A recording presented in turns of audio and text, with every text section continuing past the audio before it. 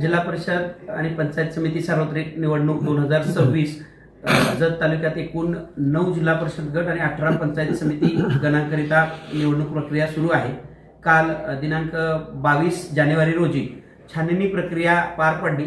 छाननी प्रक्रिया दरम्यान जिल्हा परिषद मधील 2 उमेदवार आणि पंचायत समिती मधील एकूण 6 उमेदवार अशा 8 उमेदवारांचे अर्ज अवैध ठरलेले आहेत। यानंतर एकूण जिल्हा परिषदेमध्ये 95 आणि पंचायत समितीमध्ये एकूण 140 उमेदवार वैधरित्या नामनिर्देशन पत्र सादर केलेले उमेदवारांची एकूण संख्या आहे।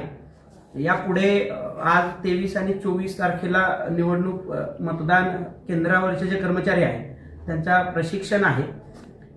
आज उद्या आणि 27 तारखेला 3 दिवस अर्ज माघारीचा दिवस आहे। उद्या शनिवार जरी असला तरी अर्ज माघारी प्रक्रिया सुरू आहे।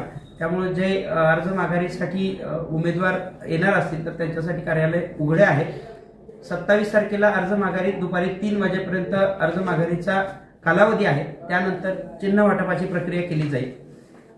दिनांक 1 फेब्रुवारी आणि 2 फेब्रुवारीला मतदान केंद्रावरील कर्मचाऱ्यांचं दुसरं प्रशिक्षण घेतलं जाणार आहे आणि त्यानंतर दिनांक 4 फेब्रुवारी रोजी मतदान केंद्रावरील कर्मचारी डिस्पॅच केले जाणार आहेत। मतदान केंद्रावर आवश्यक असणाऱ्या मशीन्स कमिशनिंग करण्याचं काम 30 आणि 31 या 2 दिवसामध्ये होणार आहे।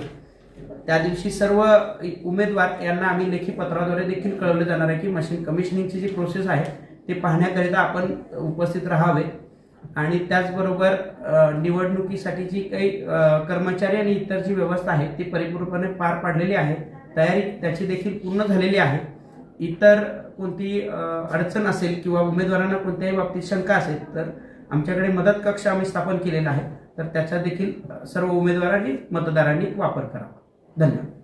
Press the bell icon on the YouTube and never miss another update.